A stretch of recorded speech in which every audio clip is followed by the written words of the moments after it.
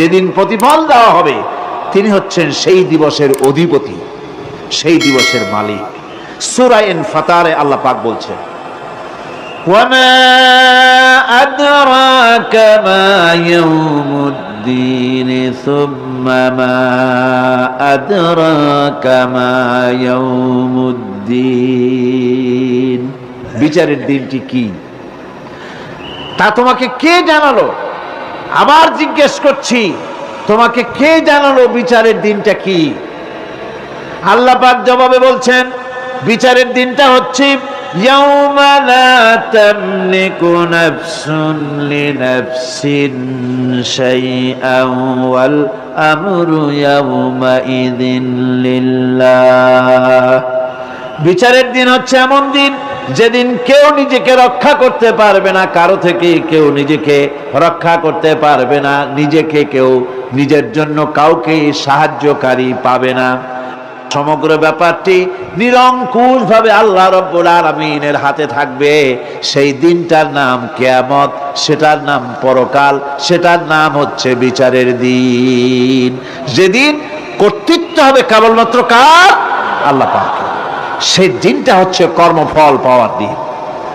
লাহা মা কাসাবাত ওয়া আলাইহা মাকতাসাবাত। প্রত্যেক মানুষই সেই উপার্জন অনুসারে সেখানে ফল পাবে। যেমন কর্ম তেমন ফল পাবে, ব্যক্তি হিসাবে পাবে, দল হিসাবে পাবে। তিলকা উম্মাতুন ক্বাদ খালাত লাহা মা কাসাবাত ওয়া লাকুম মা কাসাবতুম ওয়া লা তুসআলুনা আম্মা ইয়ামালুন। প্রত্যেক মানুষই তার উপার্জন অনুসারী ফল পাবে। যা সে পাবে তা নিজের উপার্জন ছাড়া আর কিছুই না, আর যে ফল পাবে সেটাও তার উপার্জন। সুতরাং কিয়ামতের দিন আল্লাহ মানুষের উপরে কোনো জুলুম করবেন না, অত্যাচার করবেন না। আল্লাহ পাক তো তার বান্দার জন্য জুলুমকারী নন, ঠিক কি না?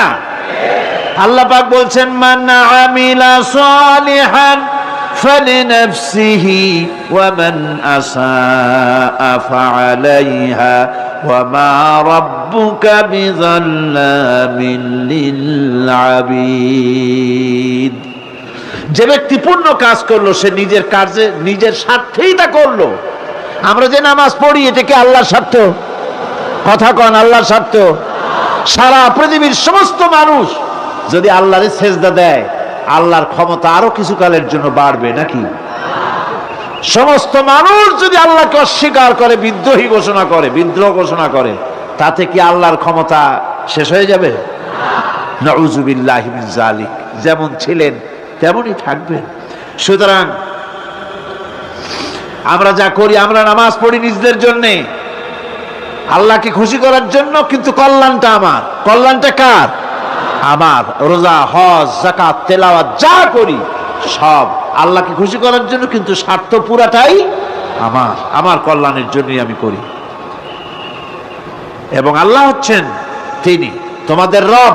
ওমা রাব্বুকা বিযাল্লামিন লিল আবিদ। তোমাদের রব হচ্ছেন তিনি যিনি বান্দাদের উপরে কখনো অত্যাচার করেন না, জুলম করেন না, মেহেরবানি দিয়ে যিনি ছেয়ে রাখেন তিনি হচ্ছেন আল্লাহ পাক। সুতরাং সেই কিয়ামতের মাঠে আল্লাহ পাকের দরবারে আমাদের সকলকেই উঠতে হবে। আল্লাহ পাকের দরবারে আমাদের সামনে, আল্লাহ পাকের সামনে দাঁড়াতে হবে। সেদিন আমাদেরকে কেউ বাঁচাতে পারবে না।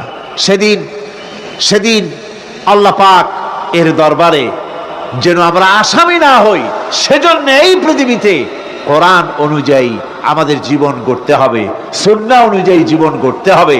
তাহলে পরকালে আল্লাহ পাকের কাছে নাজাত পাওয়া যাবে। বড় কঠিন জায়গা, বড়ই কঠিন জায়গা। আল-ইয়াওমা লা ইয়ানফাউ মালুন ওয়ালা বানুন। কিয়ামতের দিন ধন, সন্তান, সন্ততি আর সম্পদ কোনো কাজে লাগবে না। সেদিন শুধু আমল যদি ভালো হয় কাজে লাগবে, আমল খারাপ হবে সব শেষ হয়ে যাবে। আল্লাহ রাব্বুল আলামিন নবীজিকে ডেকে বলেছেন, নবী আপনি বলেন, কুল মা কুনতু বিদআম মিনার রাসূল। আপনি বলুন আমি কোন নতুন রসুল নই, আমার আগে অনেক নবী রসুল পৃথিবীতে এসেছেন, তারা বিদায় হয়ে গেছেন। আমি জানি না কিয়ামতের দিন আল্লাহ রাব্বুল আলামিন আমার সাথে কি ব্যবহার করবেন, আর আমি এও জানি না যে কিয়ামতের দিন আল্লাহ পাক তোমাদের সাথে কি ব্যবহার করবেন। এই আয়াত নাযিল হওয়ার পর আল্লাহর হাবিব তার মেয়েকে ডাকলেন, জামাইকে ডাকলেন, নাতিদেরকে ডাকলেন, আহলে বাইতদেরকে ডাকলেন, আর বললেন ও আমার মেয়ে কলিজার টুকরা ফাতেমা গো শোনো, কেবলমাত্র আয়াত নাজিল হয়ে গেল, আল্লাহ পাক আমাকে শোনাচ্ছেন কিয়ামতের দিন আমি জানি না আমার সঙ্গে কি ব্যবহার করা হবে, আর এও জানি না যে তোমাদের সাথে কি ব্যবহার করা হবে। ও আমার কলিজার টুকরা মেয়ে ফাতেমা, কিয়ামতের দিন মুহাম্মদ সাল্লাল্লাহু আলাইহি সাল্লামের মেয়ে এই হিসাবে তোমার নাজাতের ফয়সালা হবে না। ও আমার কলিজার টুকরা নাতি হাসান আর হোসেন, কিয়ামতের দিন মুহাম্মদ সাল্লাল্লাহু আলাইহি সাল্লামের নাতি হিসাবে ফয়সালা হবে না। ও আমার জামাই হযরতে আলী, কিয়ামতের দিন আমার জামাই হিসাবে নাজাতের ফয়সালা হবে না। আমল যদি ভালো হয় ফয়সালা ভালো হবে, জান্নাতে চলে যাবে। আমল যদি খারাপ হয় কার নাতি কার জামাই দেখা হবে না। সুবহানাল্লাহ। কঠিন কিয়ামতের মাঠ। এই পরকালের বিশ্বাস যদি কলজার মধ্যে ঢোকে মানুষ ভালো হয়ে যাবে। কম সুবহানাল্লাহ। ওই যে মক্কার জীবনে ওই সমস্ত মানুষগুলি যারা চুরি করত, ডাকাতি করত, জেনা করত, বদমাশি করত, যারা শয়তানি করত, যারা মানুষকে খুন করত, এই মানুষগুলি এত ভালো হয়ে গেল, যারা চুরি ছেড়ে দিল, ডাকাতি ছেড়ে দিল, জেনা ব্যভিচার ছেড়ে দিল, এত ভালো হয়ে গেল, পৃথিবীর মধ্যে সেরা মানুষ তারা হয়ে গেলেন। জোরে বলেন সুবহানাল্লাহ। নবীর সাহাবীরা পৃথিবীর শ্রেষ্ঠ সন্তান, নবীর সাহাবীরা পৃথিবীর সেরা মানুষ, তাদের চাইতে সেরা মানুষ নবীদের পরে আর কেউ হতে পারে না। জোরে কোন সুবহানাল্লাহ। নবীর পরে পৃথিবীতে শ্রেষ্ঠ মানুষ কারা? সাহাবায়ে কেরাম রিদওয়ানুল্লাহি তাআলা আলাইহিম আজমাইন। ওনারা তো কুফরের মধ্যে ছিলেন, শিরকের মধ্যে ছিলেন, চুরি ডাকাতি জেনা ব্যভিচার এমন কোনো পাপ নাই যা করা হয়নি। তারপরে যখন আল্লাহর নবীর কাছ থেকে তাওহীদ, রিসালাত ও আখিরাতের দাওয়াত পেলেন, কি সোনার মানুষ এক একজন হয়ে গেলেন। সুবহানাল্লাহ। যারা ছিলেন নারীর সতীত্বের জম, তারা হয়ে গেলেন নারীর সতীত্বের পাহারাদার। যারা মানুষের মাল চুরি করত, ডাকাতি করত, তারা রাতভর মানুষের মালের পাহারা দিল, মানুষের রক্তের পাহারা দিল। সুবহানাল্লাহ বিহামদি। রক্ত সম্পদের পাহারা দিল। রাসূল বললেন খায়রুল কুরুনে কারনি, সর্বশ্রেষ্ঠ যুগ তো আমার যুগ। বন্ধুগণ, এরপরে একটা জীবন আসবে ওই কিয়ামতের ময়দানে। এই পরকালের বিশ্বাসটা গুরুত্বপূর্ণ ব্যাপার, আমাদের সব কিছুর হিসাব দেওয়া লাগবে। আল্লাহ পাক বলেন ইন্নাস সামআ ওয়াল বাসারা ওয়াল ফুআদা কুল্লু উলাইকা আনহু মাসউলা। নিঃসন্দেহে মানুষের শ্রবণ শক্তি, দর্শন শক্তি এবং তার অন্তঃকরণের কল্পনা সম্পর্কে আল্লাহ রাব্বুল আলামিনের কাছে জিজ্ঞাসিত হতে হবে। কান দিয়া কি করেছিলা, চোখ দিয়া কি করেছিলা, মুখ দিয়া কি করেছিলে, হাত দিয়ে কি করেছিলে, সবকিছুর জবাব আল্লাহ রাব্বুল আলামিনের কাছে দিতে হবে। সবটার জবাব দিতে হবে, কোনো কিছু বাদ যাবে না। এমনকি মনের ভিতরে যে কল্পনা আমরা করি, এই কল্পনার হিসাবও আল্লাহর দরবারে দিতে হবে। কোরআনে কারীম বলছে ওয়া ইন তুবদু মা ফি আনফুসিকুম আও তুখফুহু ইউহাসিবকুম বিহিল্লাহ। মনের ভিতরে তুমি যেটা কল্পনা করো সেটা প্রকাশ করো, অথবা তুমি গোপন রাখো, যাই তুমি করো না কেন, আল্লাহ রাব্বুল আলামিন এর হিসাবও তোমার কাছে নেবেন। ফায়াগফিরু লিমান ইয়াশা ওয়া ইউআযযিবু মান ইয়াশা ওয়াল্লাহু আলা কুল্লি শাইইন কাদির।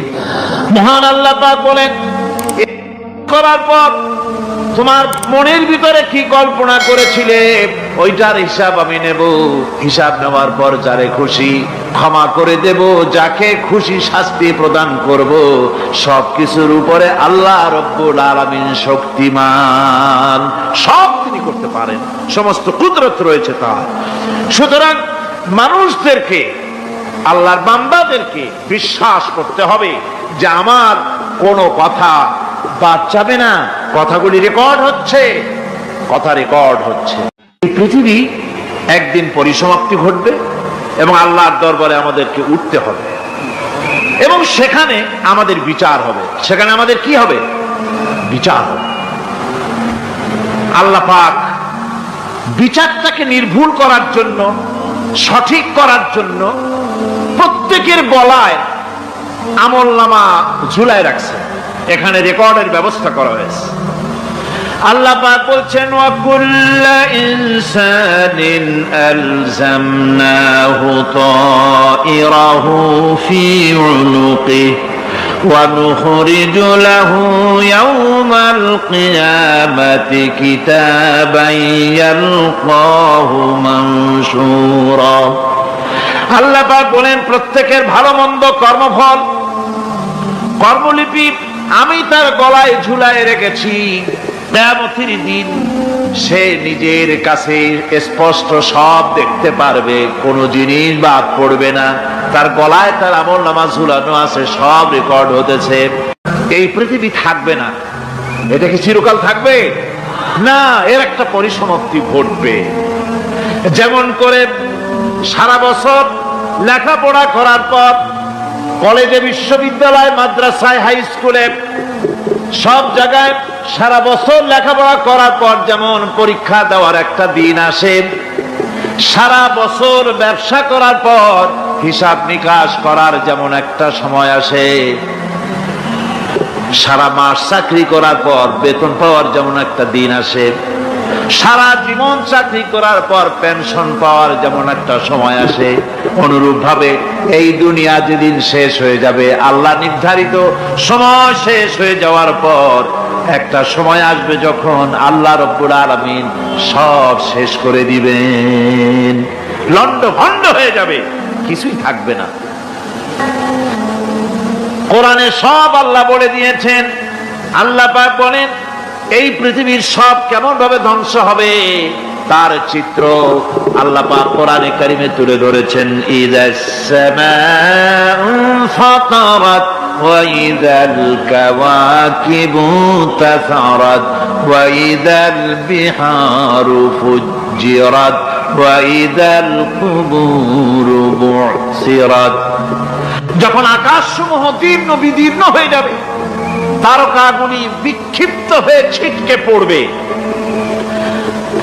আর সমুদ্রগুলি উচ্ছ্বসিত হয়ে পড়বে, কবরগুলি সব তার ভেতরে যা আছে উদ্গীরণ করে দেবে, তারকাগুলি স্থিমিত হয়ে যাবে।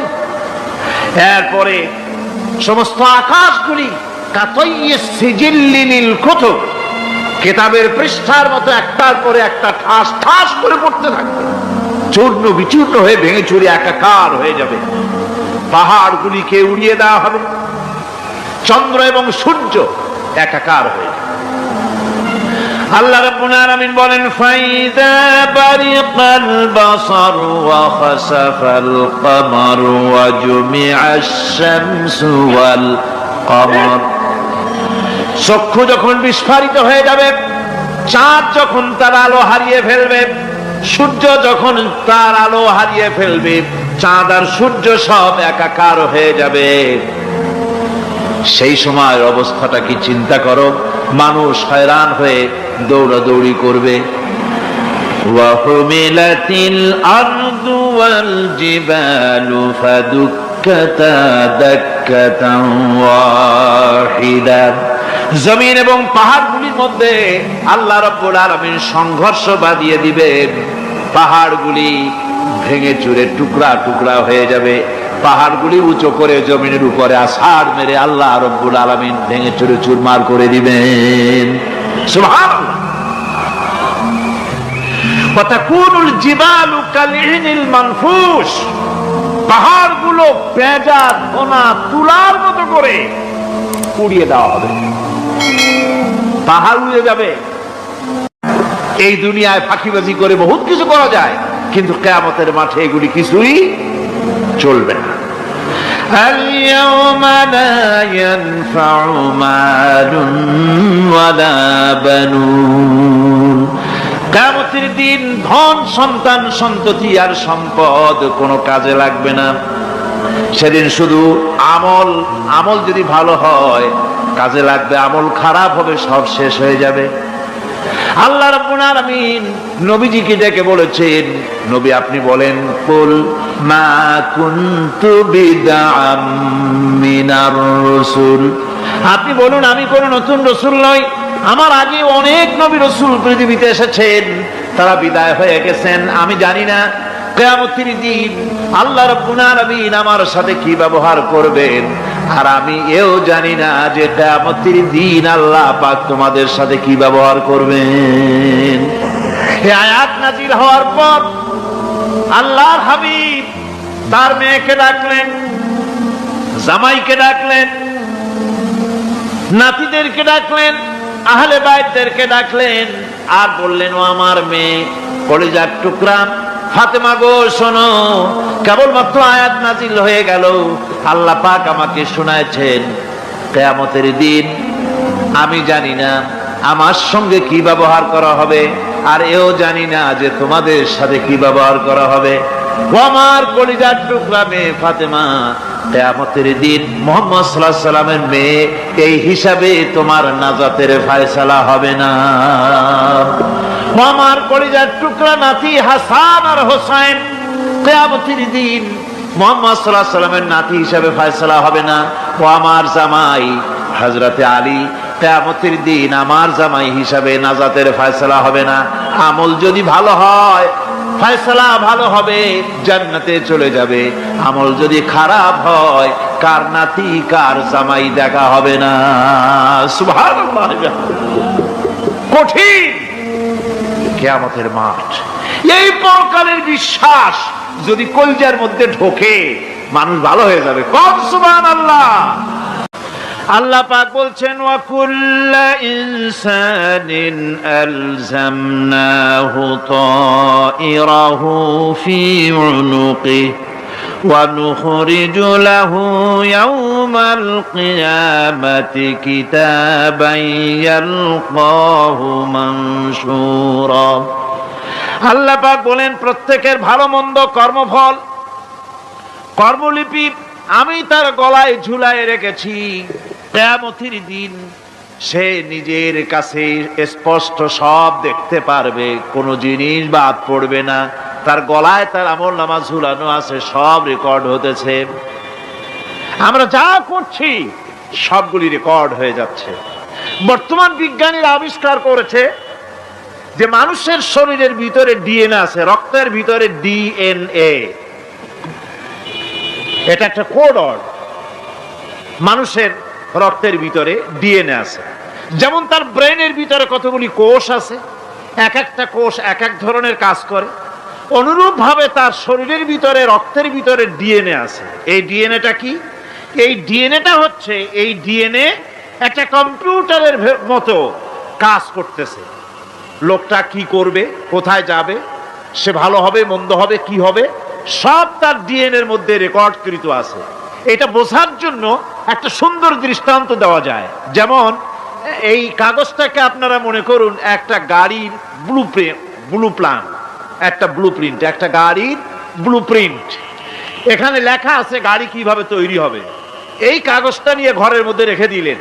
এখন এই কাগজটা থেকেই অটোমেটিক গাড়ির উইন্ডো তৈরি হলো, শিল তৈরি হলো, গাড়ির বডি তৈরি হলো, চেসিস তৈরি হলো, টায়ার তৈরি হলো, ইঞ্জিন তৈরি হলো, ব্যাটারি তৈরি হলো, পেট্রোল নিল, আর কোন রকমের ড্রাইভার ছাড়াই গাড়ি চলতে আরম্ভ করলো।